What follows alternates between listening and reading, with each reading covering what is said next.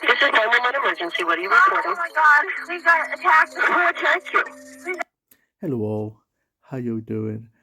Welcome to my channel. I'm going to be reacting to the cases of Lauren, Adriane, and there's another lady called Leslie. This is like a crazy case, okay? So let's check it out, and I'll give my 2 cents at the end after we watch it. Let's check it out. I don't know. You don't know who attacked you? Is that your home?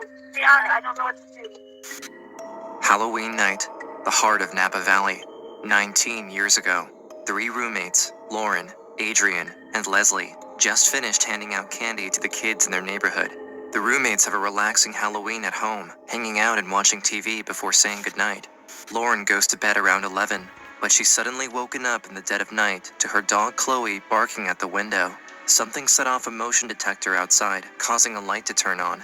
Assuming it's a neighborhood cat that set off the sensor in the past, Lauren tries not to worry about it, and she gets Chloe to come back to bed. My reaction is basically to quiet her down, so Chloe, it's okay, shh, and told her to lie down again. And then I heard the screamings and cries for help. I knew right away that it was something awful. Someone else is in the house, and Lauren and her roommates are all in danger. Terrified that Adriane and Leslie are getting attacked, Lauren jumps out of bed and runs to her bedroom door, working up the courage to face whoever's in the house. She steps out of her room, but suddenly, she stops in her tracks when she hears footsteps coming down the stairs. I have never, ever felt that terrified, not knowing what to do. I just ran into the backyard. I thought, this is a race for me to get to the door before he does. Lauren makes it out the back door and hides. She doesn't know if the intruder heard her go outside or not. She waits, heart pounding as she wonders if they'll come looking for her. But miraculously, the footsteps don't follow. Lauren thinks she hears the person leaving through a window. She doesn't know where they went, but she braves going back inside the house to see what happened and help her roommates. Lauren runs to the home phone to call the police, but it's not working. She rushes to Adriane and Leslie on the 2nd floor, but nothing could have prepared her for what she was about to see. I noticed blood on the walls and everything. It was a horror movie. That's what I thought, exactly what I thought when I was up there. This can't be happening. When she gets upstairs, she finds both of her roommates on the floor. Leslie is dead, and Adriane is clinging to life. Lauren doesn't have any time to process the shock, but she knows she has to do something to try to help Adriane. Terrified, she quickly finds her cell phone, grabs her dog Chloe, and runs to her car to call the police. One unconscious, she was down, and then the other one was bleeding, but she was saying, help me, please help me. I didn't know what to do. I'm driving around. Wait, you're not back in the house? No, I got in my car and left. I don't know what to do. They tell Lauren to go back to the house. She has no idea if the killer is coming after her next, but she turns around and heads back. Police arrive around 2:15 a.m. Shortly after police and paramedics get there, Adriane dies too. The attack took just 4 minutes, and Lauren is the only one left alive, with the killer vanishing into the Halloween night. That's how long it takes to get someone's life ended. 4 minutes, sometimes less. We have to be careful out there. Let's check it out. In a few minutes' time, my entire life was changed. I'd lost my friends, my roommates, and I'd been left untouched. I asked, what do people in my situation generally do? People don't generally survive in this situation. They're usually killed too. February 2004, 8 months earlier, Lauren and her friend Adriane and Sonia had found a house to rent together in Napa, California. She really genuinely cared about people and her friends and would do anything for her friends, and that's what I really did admire about her.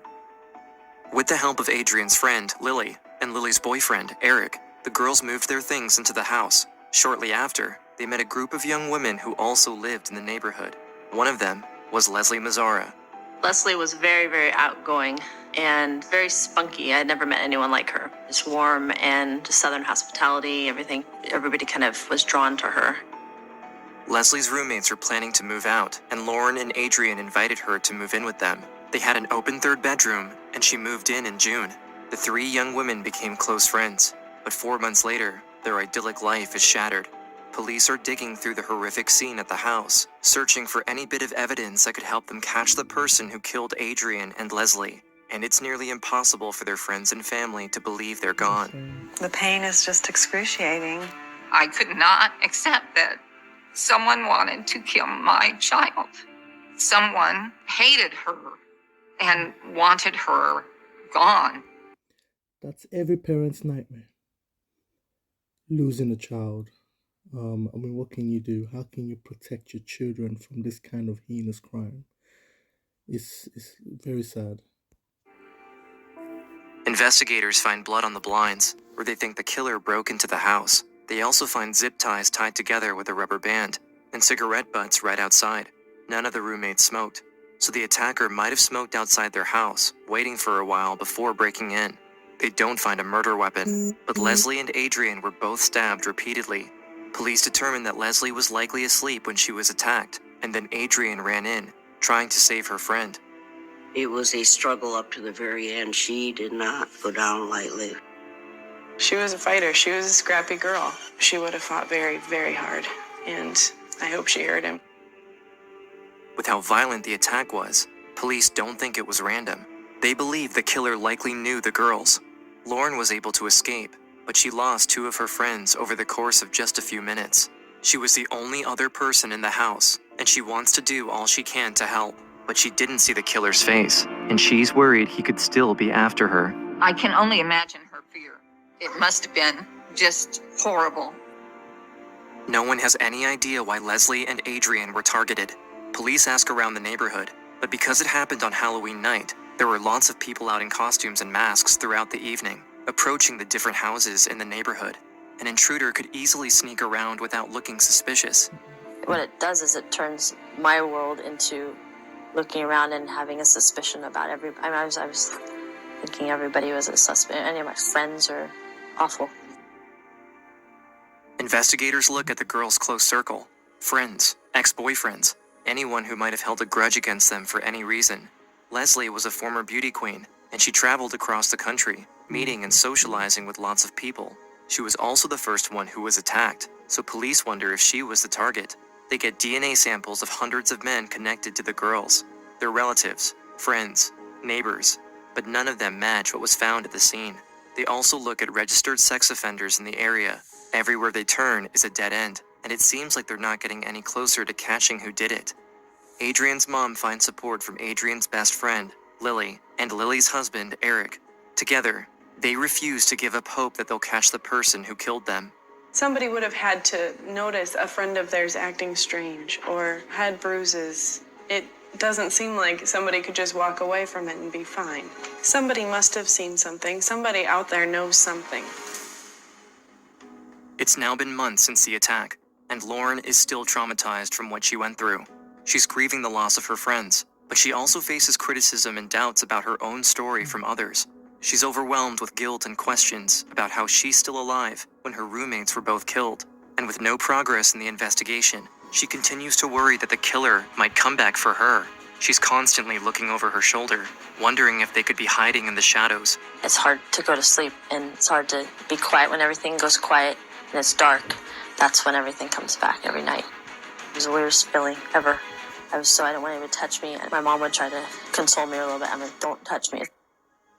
Even though she's been suffering, she also does everything she can to help with the investigation. She thinks through all her past conversations with her friends, trying to think if there might be anyone who would want to hurt them, but she can't think of anything. And as police eliminate more and more potential suspects without finding any promising leads, it seems like there's no end in sight. Lauren takes matters into her own hands. She has to do something, and she sets up a phone call with two Los Angeles psychics, Marty and Michael Perry. They say they're able to communicate with Adriane and Leslie, and Lauren tells investigators. Desperate for answers, police agree to work with the psychics to see if they can figure anything out. The psychics make a sketch of the killer, saying they're able to put it together with the help of Adriane and Leslie. I did ask the girls on the other side to send me an image of the perpetrator. The biggest feeling was the goatee. After the session, they emailed it to me. I remember looking at it, it actually looked familiar. Lauren sends the sketch to the police, hoping someone else might recognize it too. They add it to the case file, and they schedule an in-person meeting with the psychics. Michael Perry claims to connect with Adriane. This time, he hears a familiar name. I said to Lauren, "Who's Lily?" It seems like it could be a breakthrough. Lauren thinks of Adriane's best friend, Lily Prudhomme. Lily, Adriane, Lauren, and Leslie often hung out together, but Lauren has no idea how she could be connected to the murders. Lauren felt just as I did that it was just Adriane's best friend and that it really didn't have any significance other than Adriane was trying to maybe get a message to Lily. September 2005, nearly a year after the attacks, Halloween is approaching again, and with the killer still on the loose, families in Napa are terrified. Every investigative lead had been followed up, and there were no leads. They could not figure it out. Police were frustrated. Certainly the victims' families were frustrated. People were genuinely afraid that the killer might strike again. September 22nd, police make the decision to reveal to the public that they found a rare brand of cigarette butts at the scene, Camel Turkish Gold. Stores that had them would often only sell 1 or 2 packs a week, and the DNA from the ones left at the scene matched with the killer's blood in the house. The decision... Alright guys, look, I'm going to call it a day on that bit. I can bring part 2. Please let me know if you want to see more of this. I wanted to see how it ends and who the killer is. It's quite fascinating how you could just be living your life and somebody wants to kill you. It's a terrible situation, especially when you have kids. You worry constantly. But yeah, leave me a comment what you think about this. It's very captivating, you know, and I hate things like this, but this is the reality that we face. So if you want me to bring part 2 so that we can both watch how it ends, leave me a comment, like this video, share this video, subscribe to the channel, and I'll be bringing you more each and every single day. Thank you for your support, and I'll see you on the next one. One love.